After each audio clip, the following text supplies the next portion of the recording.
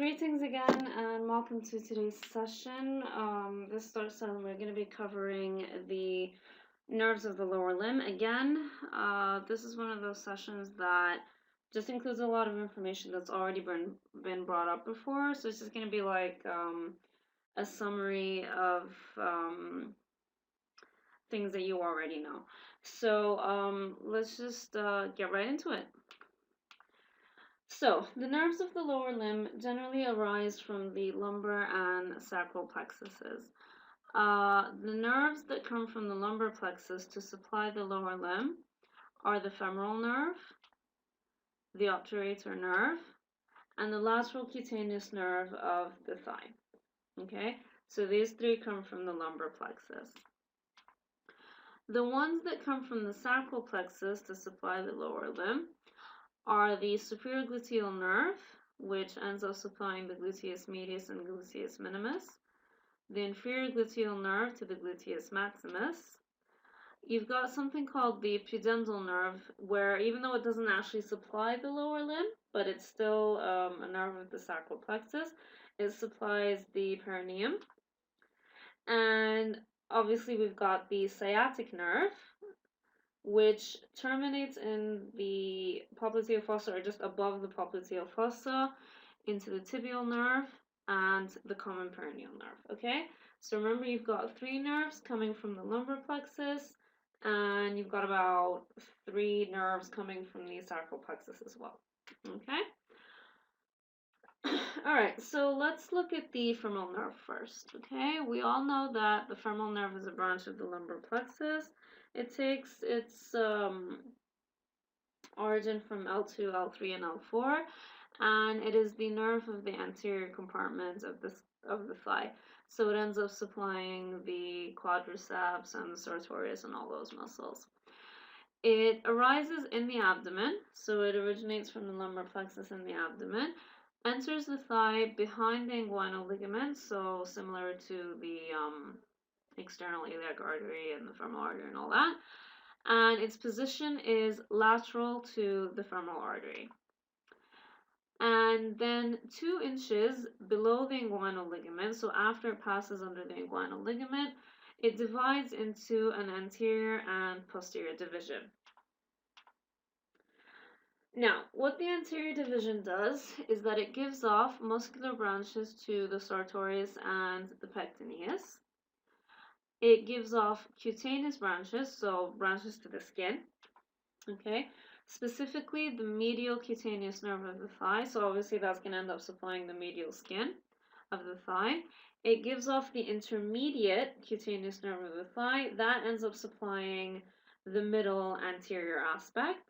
And then we mentioned earlier that you have the lateral cutaneous nerve of the thigh, which is a separate branch from the lumbar plexus, that ends up supplying the lateral side of the thigh. With the posterior division of the femoral nerve, remember it divides into 2. Okay, it gives off a cutaneous branch in the form of the saphenous nerve. Now, some references will consider the saphenous nerve as a continuation of the femoral nerve. So basically, after it passes through the adductor canal and all that, it will just continue as the saphenous nerve. Okay, now the saphenous nerve is a cutaneous nerve. It supplies the skin on the anteromedial surface of the leg and the medial border of the foot up to the ball of the great toe. I'm sorry, there's a spelling mistake there. Up and to should be 2 separate words. So those are the regions of the lower limb supplied by the saphenous nerve. And the posterior division also gives off muscular branch to the quadriceps femoris, so all the 4 muscles of the quadriceps. The posterior division of the femoral nerve also gives off articular branches, so branches to the joints, specifically to the hip and the knee joint. Okay, so remember you've got 2 divisions of the femoral nerve, anterior and posterior division, and each one is going to give off muscular branches and cutaneous branches. Okay, so this is just a representation of the upper part of the thigh. You've got the adductor longus here, you've got the sartorius, you've got the inguinal ligament, so obviously this is the femoral triangle, sorry. And here you've got the femoral nerve passing lateral to the femoral artery. Okay, next we're going to look at the obturator nerve. And remember that the obturator nerve has the same origin as the femoral nerve, so it also comes from L2, L3, L4.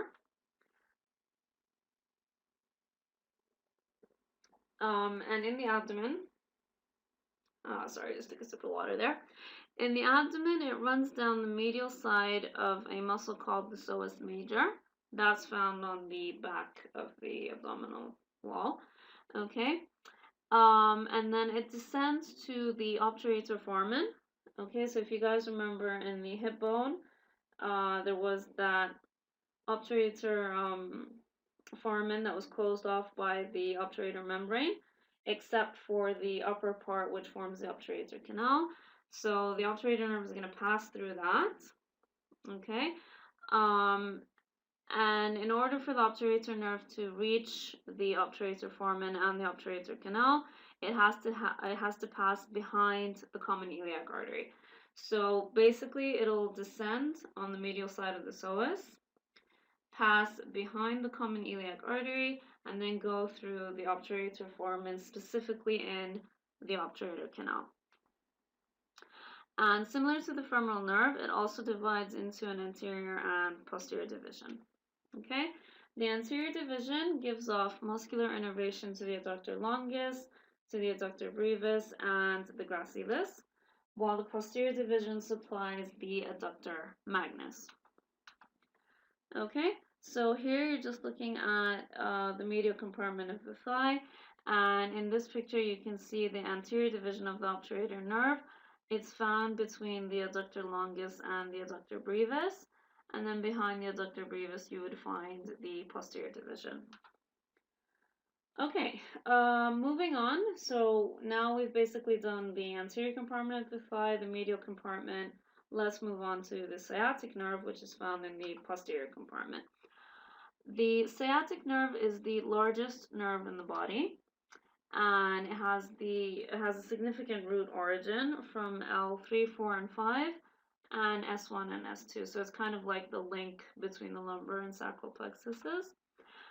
And usually what happens is that halfway down the back of the thigh, the sciatic nerve divides into the tibial and common peroneal nerve. So midway down the back of the thigh, it's going to divide into its two terminal branches. Now keep in mind that this is the common pattern, but it doesn't mean that we're not going to find different patterns of division. So sometimes you're going to find the division happening way down in the popliteal fossa. And sometimes when the sciatic nerve is found in the gluteal region, it's actually already found divided as two separate nerves at the tibial and common peroneal. So the level of division varies, but it's more common midway down the back of the thigh. Okay, so we got a couple of pictures here. And just in a cross section of the thigh, you can see how the sciatic nerve is found in the posterior compartment. Okay, and you can see it here passing underneath the piriformis and into the posterior compartment of the thigh. So just before we get into the terminal branches of the sciatic nerve, remember that it is the nerve that supplies the posterior compartment of the thigh. And it supplies all the hamstrings through its tibial component, with the exception of the short head of the biceps femoris. That's going to be supplied by the common peroneal branch or common peroneal division. Okay, now the common peroneal nerve is the smaller terminal branch of the sciatic nerve. So it's one of the terminal branches, and it's the smaller one. It generally passes laterally, and it's usually related to the fibula. And near the head of the fibula, it divides into a superficial and deep branch. So kind of similar to the idea behind the radial nerve, where the radial nerve in the neck of the radius, and then it was dividing into superficial and deep branch. It's a similar idea here. You've got the common peroneal nerve dividing near the head of the fibula into a superficial and deep branch.